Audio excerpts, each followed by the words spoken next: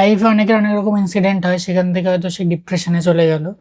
আবার নর্মাল হয় যে আমার নর্মালি কোনো একটা মন খারাপ হলো, ঠিক আছে, তো একটা থেকে ক্লিনিক্যাল ডিপ্রেশন আর একটা থেকে সাধারণ মন খারাপ। আমরা আজকালকার দিনে সোশ্যাল মিডিয়াতে এত কন্টেন্ট কনজিউম করছি, প্রচুর কন্টেন্ট ক্রিয়েটার, তারা বলছে তোমাকে ডিপ্রেশন হলে এই করা উচিত ওই করা উচিত, বাট সে হয়তো মানে তাকে হয়তো কেউ বকেছে, মা বাবা বকেছে, পরীক্ষার রেজাল্ট খারাপ করেছে, বা কিছু একটা ছোট ইনসিডেন্ট, সে বলছে আমার এত মন খারাপ, আমি তো ভাই ডিপ্রেসড। তো এই যে এত বেশি ডিপ্রেশন ডিপ্রেশন ওয়ার্ডটা, এটা কি আজকাল একটু বেশি মিস ইউজ করা হচ্ছে বলে মনে হচ্ছে? একদমই তাই, একদমই তাই। আমার কাছে একটি পেশেন্টের ট্রিটমেন্ট চলছে, মেয়েটি বিটেক করছে, কিন্তু তার বিটেক করার ইচ্ছে ছিল না। তো সে লড়াই করতে করতে 3-4টে সেমিস্টার অবধি এসেছে। এখন সে 3 ঘন্টার কিন্তু এক্সামটা দিতে পারে না। 1 ঘন্টা 15 মিনিট হয়ে গেলেই সে হল থেকে বেরিয়ে চলে আসে। এখন যেটা তার মধ্যে খুব অ্যাকিউট, সেটা হচ্ছে সুইসাইডাল টেন্ডেন্সি। তো আমি যখন তার সঙ্গে কথা বলছি, তুমি এই ফিল্ডে কি করে এলে? বলে আমি আসিনি, তো আমাকে নিয়ে আসা হয়েছে। বললাম তোমার পছন্দের ফিল্ড কি? বলে আমি ইংলিশ নিয়ে পড়াশোনা করতে চেয়েছি। ক্লিয়ার?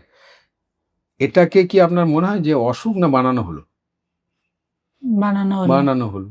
তাহলে যারা বানিয়েছে তাদেরকে আবার ঠিক করতে হবে। এখন ওর মধ্যে একটা গিল্টি ফিল কাজ করছে যে আমার জন্য এদের মান সম্মান হ্যাম্পার্ড হচ্ছে, আমার জন্য এদের মানসিক সুখ স্বাচ্ছন্দ্যের অসুবিধা হচ্ছে, সুতরাং আমার আর বেঁচে থেকে লাভ নেই। কিন্তু যদি এখানে সঠিক কোনো স্টেপ নিতে হয়, তাহলে প্রথম যেটা করা উচিত, ওর এডুকেশনটাকে শিফট করে দেওয়া দরকার আছে। যে এখানে যদি কিছু ফাইন্যান্সিয়াল লস হয় বা 2-1 বছরও লস হয়, সেটার কাছে কিন্তু জীবন অনেক বড়।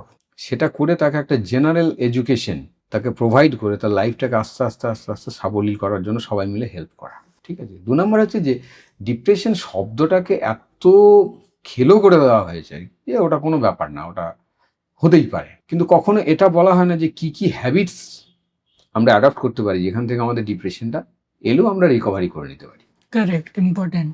প্রথম শর্ত হচ্ছে, এখন একটা নতুন অসুখ এসেছে, তার নাম হচ্ছে ইনফোবেসিটি। এক্সেসিভ ইনফরমেশন ব্রেনকে গ্যাদার করে দেওয়া থ্রু সোশ্যাল মিডিয়া। তো ব্রেন তো পাজল হয়ে যাচ্ছে যে আমাকে আর কত দেবে তুমি। আর ব্রেনের কাজ হচ্ছে আপনি যে কোনো ইনফরমেশন দেবেন ও কিন্তু ফেলে রাখবে না, সেটাকে প্রসেস করবে।